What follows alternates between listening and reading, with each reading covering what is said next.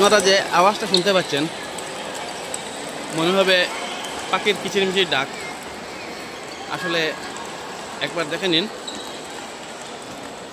কুদে কুদে বাচ্চারা table tennis practice করতে Silchar ডিএসের India ক্লাবের ইনডোর স্টেডিয়াম।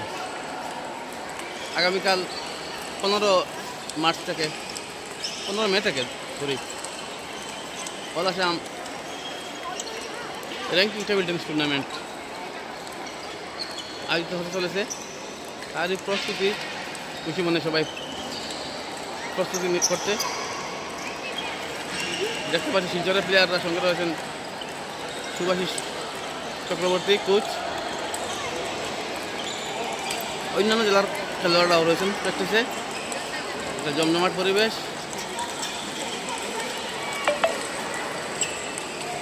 প্রতিটি বোর্ডেই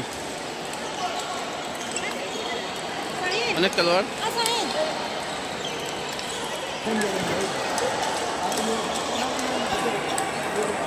স্থানীয় মেয়ে দিবিজা পাল এখানে ফার্স্ট ফেভারিট।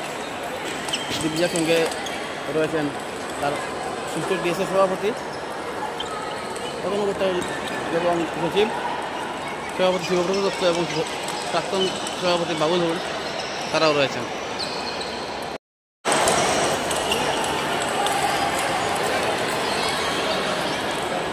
বিভিন্ন রাজ্য থেকে, জেলা থেকে। কতজন এসেছে? 345 জন, 345। আগামীকাল খেলা কয়টা শুরু হবে? 9:30 থেকে আমাদের আরম্ভ, 10:30টার সময় আরম্ভ হয়ে যাবে। 10:30 খেলা আরম্ভ হবে, 9:30 থেকে উদ্বোধন।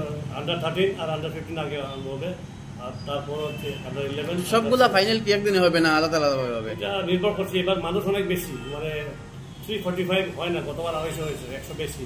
এর জন্য আমাদের 10টা বোর্ড ছিল, এখন আমরা 12টা বোর্ড করছি। রেজিস্ট্রেশন প্রক্রিয়া চলছে।